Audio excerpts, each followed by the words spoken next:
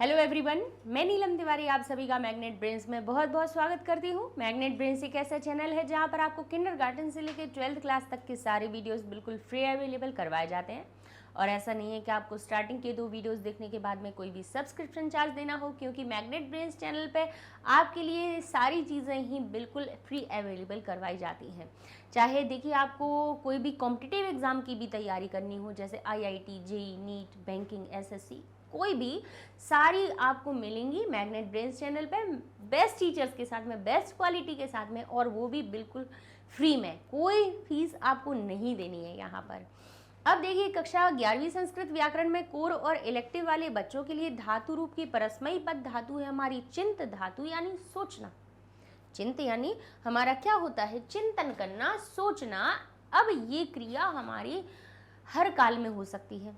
हम सोच रहे हैं कि आपके लिए एक शॉर्ट वीडियो बनाया जाए। अब ये हमने अभी सोचा, ठीक है। हमने सोचा था कि आपको हम ये पढ़ाएंगे। हम सोचेंगे इस बारे में कि और आपके लिए किस किस तरह के वीडियो बनाए जा सकते हैं जो आपके लिए सहयोगी हो। तो सोचने की क्रिया अभी हो रही है या हो रही, अब हम कहें हो रही है या हो रही थी या होगी, या हम कहें सोचो इस बारे में कि आपको ये देखिए कितने काम की चीज़ें हैं या नहीं, धातु रूप शब्द रूप पढ़ना चाहिए या नहीं, सोचो ज़रा, इसको सोचिए। तो ये हमने क्या दिया, क्या आज्ञा दी आपको, ठीक है। अब इसके बारे में कहा कि सभी को ये सोचना चाहिए कि हम ये अपना अध्ययन है वो किस लिए कर रहे हैं, इसका उद्देश्य क्या है, इसके द्वारा हम क्या सीखते हैं। तो जरा सोचना चाहिए हमें। तो उसी क्रिया में हमने चाहिए जोड़ दिया। तो अब आप देख रहे होंगे कि इस क्रिया को हम वर्तमान में भी कर सकते हैं। हो सकता है वो हमारी भूतकाल में भी हो सकता है वो वर्तमान भविष्य में हो, या उसको आज्ञा के रूप में कहा जाए, या उसको विधिलिंग के रूप में हम प्रयोग करें। लेकिन देखिए, ये तो हिंदी की बात हुई। इसी को संस्कृत में परिवर्तित करने के लिए हमारे पास होते हैं लकार। अगर कोई भी क्रिया हमारी कब हो रही हो, वर्तमान काल में, तो उसको दर्शाने के लिए हमारे पास लट लकार होता है, और लट लकार में 9 प्रत्यय होते हैं। वो 9 प्रत्यय जुड़ करके उसको, उस क्रिया को वर्तमान काल का बना देते हैं। यानी सोच रहा है, सोच रहा हूँ, सोच रहे हो, या सोचता है, सोचते हो, सोचता हूँ। तो है, हूँ, हो का अर्थ ये लट लकार जोड़ देता है, जो कि वर्तमान काल का उसमें अर्थ दिखाता है। इसके बाद आता है हमारा लंग लकार, जो कि क्रिया में भूतकाल का अर्थ दर्शाता है। इसके बाद आता है हमारा लिट लकार। लिट लकार हमें भविष्य उस क्रिया में जुड़ करके, क्रिया तो ये नहीं है कि चिंत धातु, मूल धातु चिंत है, लेकिन चिंत ऐसा नहीं है कि वर्तमान में जा करके चिंत रहे और लंग लकार में जा करके मिंत हो जाए, ऐसा कुछ नहीं होगा। चिंत धातु मूल वही रहेगी। उसमें हर एक लकार के, हर एक काल के प्रत्यय जुड़ जाते हैं और अर्थ जोड़ देते हैं, उसी काल का अर्थ जोड़ देते हैं। जैसे हिंदी में हम वर्तमान को दर्शाने के लिए है, हूँ, हो जोड़ते हैं, कर रहा हूँ, जा रहा हूँ, सोच रहा हूँ, खा रहा हूँ। भूतकाल के लिए था, थी, थे जोड़ते हैं, और भविष्य के लिए गागी की जोड़ते हैं, ठीक है। तो लेकिन यहाँ पर इनमें प्रत्यय होते हैं। ये जो हमारे लकार दिए हुए हैं, लट लकार, लंग लकार, लिट लकार, ये इनमें क्या होते हैं? इनमें प्रत्यय होते हैं, ठीक है। अब प्रत्यय कौन से होते हैं वो अभी हम सीखेंगे। तो यहाँ पर हमारा ये लिट लकार यानी भविष्य काल को दर्शा देता है। लोट लकार के जो प्रत्यय होते हैं वो आज्ञा को दर्शा देते हैं। और जो विधिलिंग लकार होता है, जो विधिलिंग लकार होता है वो कैसा होता है? वो उस जो हमारी धातु होती है उसमें चाहिए का अर्थ जोड़ देता है, ठीक है। तो ये इनमें से हम हर एक लकार के प्रत्ययों को जोड़ना सीखेंगे कि चिंत यानी सोचने की धातु अगर वर्तमान में हो रही हो और उसको करने वाले कौन है, उसके हिसाब से हम उनमें कौन से प्रत्यय जोड़ेंगे। संख्या के आधार पर भी हम पुरुषों को बांटते हैं। अब देखेंगे, अब इस धातु को हमने ये तो समझ लिया कि ये वर्तमान काल की बात हो रही है, अर्थात इसमें इन रूपों में धातु क्या होती है? क्रिया को दर्शाने वाला शब्द। सोचने की क्रिया को दर्शाने के लिए संस्कृत में जिस शब्द का प्रयोग किया जाता है वो धातु कहलाती है। किसी भी क्रिया को किसी भी क्रिया यानी काम जो दुनिया में निरंतर हो रहे हैं उनको दर्शाने के लिए जो शब्द होते हैं, पढ़ने को पठ से दर्शाते हैं, लिखने को लिख से दर्शाते हैं, सोचने को चिंत से दर्शाते हैं, खरीदने को क्री से दर्शाते हैं, जाने को गम से दर्शाते हैं। तो ये सब क्या हुए? पठ, गम, लिख, हस, क्री, ये सब क्या हुए? धातु हैं। ठीक है, तो धातु के अलग अलग लकारों में बहुत सारे रूप बनते हैं। कितने? 9 रूप। हर एक लकार में कितने रूप बनते हैं? 9 रूप। 9 रूप क्यों बनते हैं? एक ही से क्यों काम नहीं चल रहा है, ये बताइए भाई। इंग्लिश में तो बड़ा सरल है कि सोचने को हमने थिंक कह दिया, ठीक है, थिंक कह दिया। अब इसको प्रेजेंट में करना है तो एस या ईएस लगा देंगे, और रहा रही जोड़ना है तो आईएनजी लगा देंगे, बस काम खत्म हो गया, है ना। सबके लिए ही यही रूल चल जाएगा, चाहे काम करने वाला कोई भी हो। लेकिन संस्कृत में बड़ा ही अलग तरह से उनको अच्छी तरह से विभाजित किया गया है कि काम करने वाला कौन है उसके हिसाब से वही क्रिया लगाई जाए। तो पुरुष भाई संस्कृत में कितने होते हैं? 3 प्रकार के होते हैं। कौन कौन से? प्रथम, मध्यम और उत्तम। 3 प्रकार के होते हैं। और उनमें से भाई हमें याद कैसे रखें कि कौन सा पुरुष कौन सा है, यानी काम करने वाला कैसा है। कह दिया कि मैं पढ़ रहा हूँ, तुम पढ़ रहे हो, सब पढ़ रहे हैं, तो ये ही 3 क्या है? श्रेणियां हैं। मैं उत्तम, तुम मध्यम, बाकी सब प्रथम। यानी मैं के संग में उत्तम पुरुष की क्रियाएं आती हैं। तुम अगर कर्ता बन रहा है, यानी नाम नहीं है, मैं कह दिया केवल, तो मैं के संग में उत्तम पुरुष की क्रिया, तुम के संग में मध्यम पुरुष की क्रिया, और बाकी सब के साथ में प्रथम पुरुष की क्रिया। अब मैं और तुम को संस्कृत में क्या, अब यहाँ तो लिखा है एक वचन, द्विवचन और बहुवचन, और मैं और तुम तो अकेले होते हैं। मैं अकेले के लिए होता है, तुम अकेले के लिए होता है। द्विवचन कैसे होगा? जब तुम्हारे साथ में कोई दूसरा आएगा तो तुम क्या होगा जाओगे? तुम दोनों। और यदि तुम्हारे साथ में 2 के अलावा अगर तीसरा आ जाए या कोई कितने भी आ जाए तो फिर तुम बहुवचन में, बहु का अर्थ होता है बहुत, तो क्या हो जाएगा? तुम सब। ठीक है, अब इसके बाद में मैं अकेला है, लेकिन मेरे संग में अगर एक और आ जाए तो मैं दोनों ना कह के फिर हम क्या कहेंगे? हम दोनों, हम दोनों। और यदि हमारे साथ में 2 से अधिक हैं तो वो बहुवचन में गिने जाएंगे, हम कहेंगे हम सब। संस्कृत में इनको क्या कहते हैं? तो पहले तो हमें इन 6 को याद रखना है कि तुम दोनों, तुम सब, मैं, हम दोनों, हम सब, इनके लिए ही ये क्रिया बनी हुई है। यानी मध्यम पुरुष की एक वचन की क्रिया तुम के लिए लगेगी, द्विवचन की तुम दोनों के लिए, और बहुवचन की तुम सब के लिए। उत्तम पुरुष एक वचन की क्रिया मैं के लिए, द्विवचन की हम दोनों के लिए, बहुवचन की हम सब के लिए। संस्कृत में इनको क्या कहा जाता है? क्योंकि मैं और तुम कहाँ से मिलते हैं हमें? अस्मद और युष्मद के शब्द रूपों में। भाई मैं के रूप बनते हैं, मैं को अस्मद से दर्शाया जाता है, और इसके 21 रूप बनते हैं। जैसे राम के रूप बनते हैं, बालक के रूप होते हैं, शब्द के, इस शब्द के 21 रूप बनते हैं। और तुम मिलता है हमें युष्मद से। कहाँ से मिलता है? युष्मद से। और इसके भी 21 रूप होते हैं हमारे। ठीक है, 21 में से कौन से 3 लिए जाते हैं? क्योंकि ये कौन बन रहे हैं? कर्ता, और कर्तरी प्रथमा। कर्ता में प्रथमा विभक्ति लगती है, तो अस्मद की प्रथमा विभक्ति के रूप लेंगे। शब्द रूप हमने याद करवाए हैं, तो प्रथमा विभक्ति में क्या रूप बनते हैं? यहाँ लिखे देते हैं। अहम एक वचन के लिए, आवाम द्विवचन के लिए, और वयम हम सब के लिए। अहम, आवाम, वयम। ठीक है, और युष्मद के लिए क्या बनते हैं? त्वम, युवाम, यूयम। ठीक है, तो इन 6 लोगों को छोड़ करके बाकी सब के लिए प्रथम पुरुष की क्रिया आती है। बालक, सीता, गीता, और राम, श्याम, नीलम और बरखा, दुनिया, कोई भी हो सकता है। हम सबका, आदमी, औरत, पुरुष, स्त्री, महिला, कोई भी हो सकते हैं। ठीक है, वृद्ध, वृद्धा, सब के लिए प्रथम पुरुष की क्रियाएं आएंगी। ठीक है, तो ये हमें याद रख लेना है इन पुरुषों को हमेशा, कि ये जो हम क्रियाएं याद कर रहे हैं, हम पढ़ रहे हैं, सीख रहे हैं, उनको हमें प्रयोग कहाँ करना है। ठीक है, ये त्वम की के साथ में ही ये आएगी। इन 6 के अलावा 7वां कोई कर्ता बना ही नहीं है मध्यम और उत्तम पुरुष का। मध्यम के केवल 3 ये हैं, ये त्वम युवाम यूयम, तुम एक है तो त्वम, दो है तो द्वे युवाम, और बहुत सारे हैं तो यूयम। बस इनके अलावा कोई चौथा कर्ता नहीं है उत्तम पुरुष का, और ना ही अहम आवम वयम के अलावा उत्तम पुरुष का कोई करता है। तो बस मतलब बिल्कुल फिक्स हो गया कि ये 6 के लिए ये 6 क्रिया बस, और बाकी कोई भी हो सबके लिए प्रथम पुरुष की क्रिया। अब वर्तमान का है हूं हो लगाना है तो हम चिंत धातु में या का आगमन कर देते हैं। तो ये हो गया चिंतय, क्या बन गया हमारा? चिंतय, बस चिंतय बन गया, या का आगमन हुआ। अब इसमें हम लगा देंगे ती तह अंति, सी थह थ, आमी आवह आमह।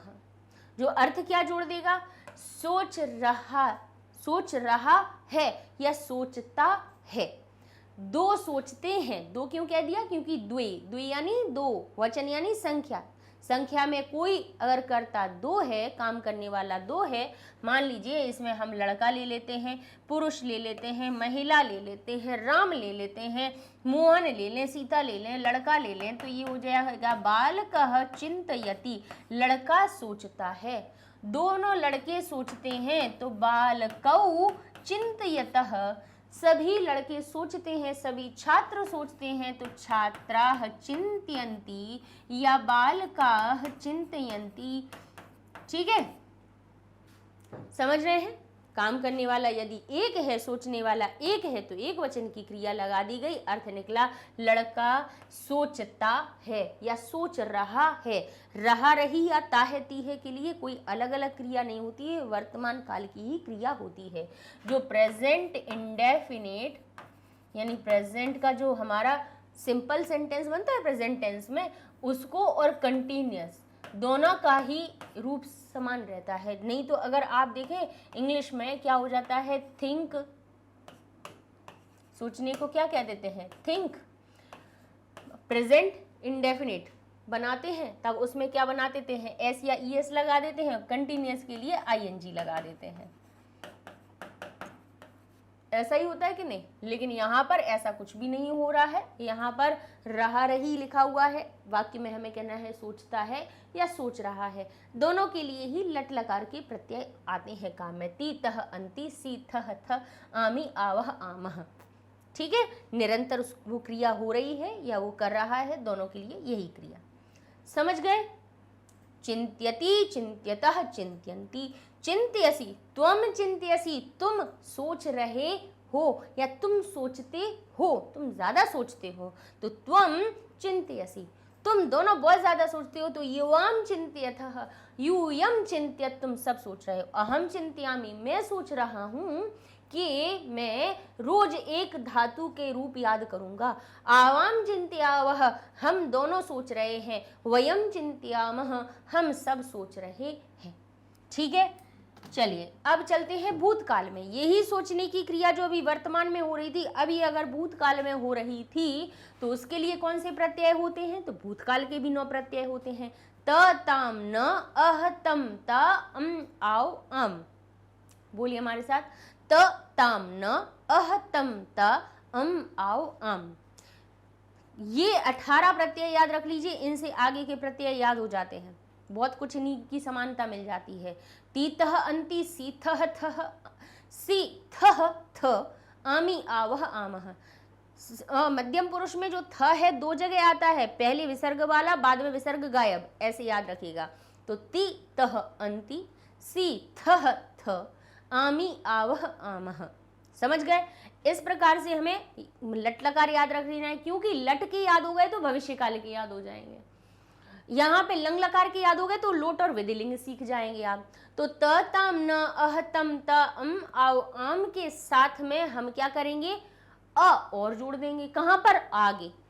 त, ताम, न, अह, तम, ता, ये सारे प्रत्यय तो बाद में जोड़े जाएंगे, लेकिन भूतकाल में उस क्रिया को, क्रिया अगर भूतकाल में हो रही है, वो काम हो चुका है, भूत यानी पास्ट, जो गुजर चुका है, समय बीत गया है, अगर उस क्रिया को हमें भूतकाल का बनाना है तो सबसे पहले क्रिया में आ लगा दीजिए और अंत के में प्रत्यय जोड़िए। तो अचिंत्य तो हमने बना ही लिया था, या का तो आगमन कर लिया, तो अचिंत्यत, अचिंत्यताम, अचिंतयन, त, ताम, न। अह तो अचिंतयः, अचिंतयतम और अचिंतयत। ठीक है, फिर उत्तम पुरुष का आव अम जोड़ करके बनेगा अचिंतयम, अचिंतयाव, अचिंतयाम। कैसे हमारे अब अर्थ क्या निकलेंगे?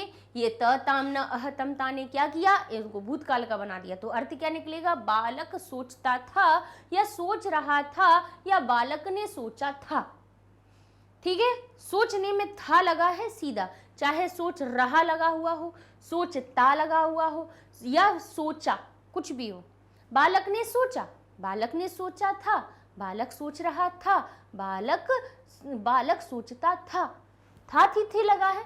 ये हिंदी में उसको किसी भी तरह से बोला जाए, बस हमें ये याद रखना है, अगर वो चीज हो चुकी है तो हमें ये प्रत्यय लगाने हैं।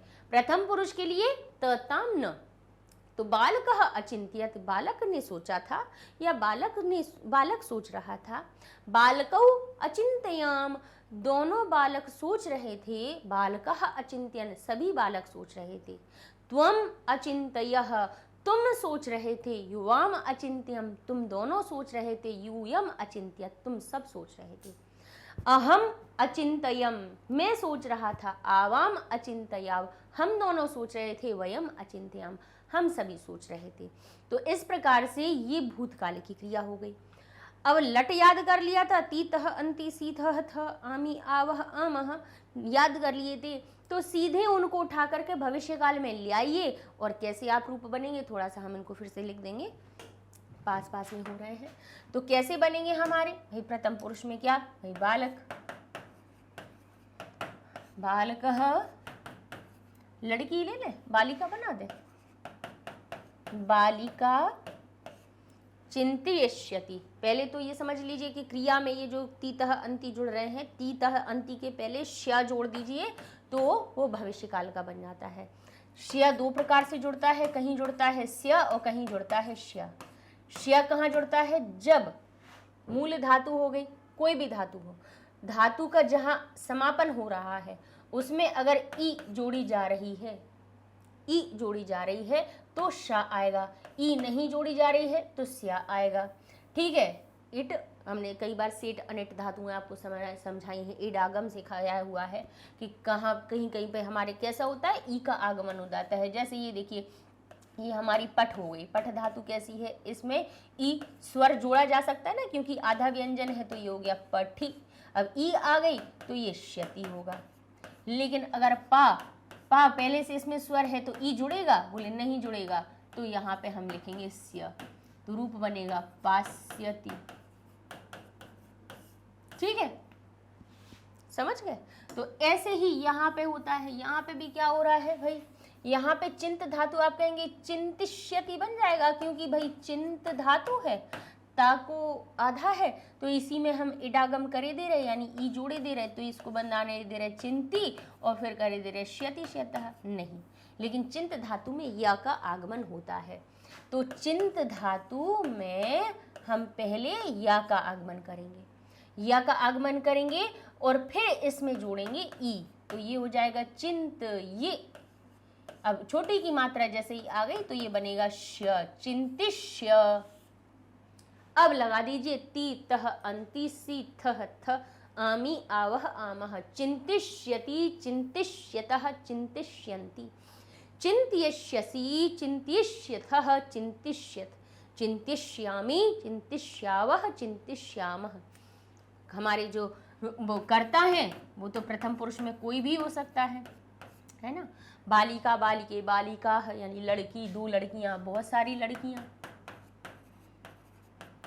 ठीक है, मध्यम पुरुष का कर्ता हमारा वही रहने वाला है, त्वम, युवाम, यूयम। और उत्तम पुरुष का कर्ता भी तीन ही रहने वाले हैं, इसके अलावा कोई चौथा होगा नहीं। अहम, आवाम और वयम। अर्थ क्या निकलेगा? लड़की सोचेगी, दो लड़कियां सोचेंगी, सभी लड़कियां सोचेंगी, तुम सोचोगे, तुम दोनों सोचोगे, तुम सभी सोचोगे, मैं सोचूंगा, हम दोनों सोचेंगे, हम सभी सोचेंगे। जो हिंदी में हम क्रिया में गागी गे लगा देते हैं, इंग्लिश में हम विल शैल लगा देते हैं, वही हम संस्कृत में श्यति श्यतः श्यन्ति श्यसि श्यथः श्यत श्यामी श्यावः श्यामः से बना देते हैं। ठीक है, अर्थ निकला, अभी समझा ही दिया। बालिका बालिके बालिका, त्वम युवाम यूयम, अहम आवाम वयम, इनके लिए ये हमारे सोचेगा, मैं सोचूंगा, तुम सोचोगे और दुनिया कोई भी सोचेगी। ठीक है, इस प्रकार से ये हो जाती है हमारी भविष्य काल। अच्छा, इनको हम नहीं हटा रहे हैं क्योंकि हमारे कर्ता तो वही रहने हैं, कर्ता का कोई परिवर्तन नहीं होना है। अब लोट लकार की बात आई तो कहा लड़की सोचो, इस बारे में बालिका तुम सोचो, लड़की सोचो, दोनों लड़कियां सोचो, सभी लड़कियां सोचो कि आपके लिए भविष्य में आपको क्या करना है। लड़की सोचो, लता सोचो, राधा सोचो, माला सोचो, तुम राम, अब लड़की नहीं लड़का भी हो सकता है, राम तुम सोचो, मोहन सोचो, सोहन सोचो, कोई भी, अभिनव सोचो, नाम लेके सोचने का यहाँ आज्ञा दी जा रही है। तुम सोचो, तुम दोनों सोचो, तुम सभी सोचो, तो मध्यम पुरुष की क्रिया। मैं सोचूं, हम दोनों सोचें, हम सभी सोचें, उत्तम पुरुष की क्रिया लगाएंगे। अब ये आज्ञा और अनुज्ञा का जो भाव है वो किन प्रत्ययों से होता है? कहते हैं अगर हमने भूतकाल के प्रत्यय याद किए हैं तो लंग लकार के, तो लोट लकार के याद हो जाएंगे। लंग लकार के हमने यानी भूतकाल के प्रत्यय कौन कौन से याद किए थे? त, ताम, न आधा रहता है, अकेला लिखते हैं तो हलंत में लिख देते हैं, साथ में होता है तो आधा इस प्रकार से लिख देते हैं। अह, तम, त, फिर आव, आम, यही होता है ना। तो यहाँ पे क्या किया? लोट लकार का लोट ओ की मात्रा तो ऊ जोड़ दिया उसमें, तो क्या दिया? ता को कर दिया तू, ताम आधे ना में तू लगा दिया, क्योंकि अब पीछे अगर कोई अक्षर आता है तो उसको आधा लिख देते हैं, अकेला होता है तो हलंत से लिखते हैं। तो ये हो गया आधे ना में तू जुड़ गया, तू ताम अंतु, यानी जो हमारे प्रत्यय बन रहे थे भूतकाल के वो ही बन रहे हैं, बस थोड़ा सा परिवर्तन हो रहा है। तू ताम अंतु, यहाँ से विसर्ग हटा दिया, अतमता, ये बिल्कुल परिवर्तित हो गया। ना ही अम रहा, ना ही आमी रहा, ना ही तो लट लकार का आमी आवह आमह आमी लगाया, ना ही लंग का अम लगाया। इनने क्या दिया? हम तो जाएंगे आनी के साथ, आनी आव आम। तो चिंत्यतु, चिंतिताम, चिंत्यन्तु, यहाँ पे बना चिंतय क्योंकि विसर्ग हट गया। चिंतयतम और चिंतयत, चिंतयानी, चिंतयाव और चिंतयाम। ठीक है, भूतकाल जैसे बन गए। कितना परिवर्तन? केवल मूल परिवर्तन तो यही दिखा कि नहीं, और छोटे छोटे सा परिवर्तन यहाँ दिखा दिया, हो गए। भूतकाल की करें तो वैसे ही हमारी लोट लकार की हो गई। और साथ साथ में क्या हुआ? हम जहाँ उस क्रिया को भूतकाल में यानी अपने पास्ट में दर्शा रहे थे, थे जोड़ रहे थे, उसी में अब इसमें आज्ञा का भाव निकलने लगा। ठीक है, अब चलते हैं हम अपने विधिलिंग लकार पे। विधिलिंग लकार क्या होता है? ये भी, ये जब क्रिया में जुड़ता है, इसके प्रत्यय जब क्रिया में जुड़ते हैं तो चाहिए का अर्थ जोड़ देते हैं। और याद रखने का तरीका वही है, लंग लकार के प्रत्यय त, ताम, न, अह, तम, त, अम, आव, आम, यही होता है। बस अब इनमें क्या करो? इन्हीं को विधिलिंग लकार में बनाना है तो यहाँ से ए लगाना शुरू कर दो। ये बस ये परिवर्तित होगा, इसको हटा के ए लगा दो, यानी ये जो अह है इसकी जगह पे इसको ए कर दो, यहाँ ए लगा दीजिए, यहाँ ए लगा दीजिए, इसको ए, आ की जगह पे यम, ए यम कर दीजिए, अम की जगह पे ए यम, आ की जगह पे एव, आ को हटा के ए, और आपके ये विधिलिंग लकार के बन गए। एत, एताम, और ना की जगह पे हो जाता है ए युहु, यहाँ पे सबसे अलग बनता है। एत, एताम, ए युहु, एह, एतम, एत, एयम, एव, एम, ये हो गया अपना परिवर्तन, किसमें? लंग में कर दिया, और ये हमारी विधिलिंग लकार की क्रिया बन गई। तो चिंत धातु चिंतय तो बनी गई थी, उसी में ए की मात्रा जोड़ना शुरू कर दी। चिंतयेत, चिंत्येताम, चिंत्येयुः, चिंत्येह, चिंत्येतम, चिंतयेत, चिंत्येयम, चिंतयेव, चिंतयेम। अब किसके लिए? पुरुष वही रहने हैं। प्रथम पुरुष में दुनिया की कोई भी हम नाम लिख सकते हैं। बालिका चिंतयेत, लड़की को सोचना चाहिए। दोनों लड़कियों को सोचना चाहिए। बालिके चिंतयेताम, लड़कियों को सोचना चाहिए। बालिकाः चिंतयेयुः, तुम्हें सोचना चाहिए। त्वं चिंतयेः, तुम दोनों को सोचना चाहिए। युवाम चिंतयेयम्, तुम सभी को सोचना चाहिए। यूयम चिंतयेत्, मुझे सोचना चाहिए। अहम चिंतयेयम्, हम दोनों को सोचना चाहिए। आवाम चिंतयेव, हम सबको सोचना चाहिए। वयम चिंतयेम। ठीक है, तो हमने आपको प्रयोग के साथ साथ में आपको क्रियाओं को याद रखना भी सिखा दिया और प्रयोग करना। अब चाहे आप तो वाक्य बनाइए, ठीक है, वाक्य बनाइए, तब भी इन 5 प्रकार की क्रियाओं का प्रयोग कीजिए। अगर आप संस्कृत बोलना चाहते हैं तब भी इस प्रकार के आप धातुओं का प्रयोग कीजिए अलग अलग लकार से। पहले तो वाक्य बनाइए, जब वाक्य का आप बार बार अलग अलग प्रकार के वाक्य बनाएंगे तो फिर आप क्या करेंगे, आपको समझ में आने लगेगी। जल्दी ही जल्दी आप क्रियाओं में हर एक प्रत्यय को जोड़ना सीख जाएंगे तो बोलने में भी फिर आसानी हो जाएगी। ठीक है, अच्छा, ये सारे वीडियो आपको कहाँ मिलेंगे? मैग्नेट ब्रेन्स यूट्यूब पे तो है ही प्लेलिस्ट में, साथ साथ में हमारी ऐप है जो उसको आप प्ले स्टोर से डाउनलोड कर सकते हैं या फिर वेबसाइट पर भी आसानी से जा सकते हैं। दोनों के लिए ही करना क्या है, प्ले स्टोर में जाके ऐप को डाउनलोड कर लीजिए या फिर गूगल टैब पे जाइए, लिखिए magnetbrains.com, तो आपके सामने वेबसाइट का पेज ओपन हो जाएगा और ऐसा ही ऐप में भी पेज ओपन हो जाता है। अब यहाँ देखेंगे एक्सप्लोर टॉप कोर्सेज जो लिखा हुआ है, यहाँ पे आपको सारे कोर्सेज की जानकारी मिल जाएगी। अब आप इंग्लिश मीडियम में गए और यहाँ देखा तो क्लासेस में आपने 11वीं कक्षा को देखा, तो 11वीं कक्षा के जितने वीडियो बने हैं वो सब आपके सामने हैं। ऐसे ही आप जिस कोर्स की आप वीडियो को देखेंगे इस प्रकार से क्लास आ जाएंगी, क्लास सिलेक्ट करेंगे और आपके सामने वीडियो की लिस्ट आ जाएगी। अब आप देखिए भाषवती आप पढ़ चुके हैं, व्याकरण को पढ़ना है तो क्लिक कीजिए, आपके सामने व्याकरण का पेज ओपन हो गया। अब यहाँ पे सिलेबस, ओवरव्यू, संधि, प्रत्यय, शब्द रूप और सबके कितने कितने लेक्चर बने हैं, यानी कितने कितने प्रकार के कौन कौन से टॉपिक हैं संधि के, कौन कौन से प्रत्यय के टॉपिक हैं, कौन कौन से शब्द रूप के टॉपिक हैं, सब आपको क्लिक करने पे मिल जाएगा और उनको खोलिए, आपके सामने वीडियो ओपन हो गया। सेम ऐसे ही आप एप्लीकेशन पर भी देख सकते हैं। इससे होगा क्या कि आपको ढूंढनी नहीं पड़ेंगी चीज़ें और आपको जानकारी भी हो जाएगी कि आपके लिए कितने वीडियोस बन चुके हैं। चलिए मिलते हैं अगले वीडियो में, कुछ और अपने धातु रूप को सीखेंगे। तब तक के लिए धन्यवाद।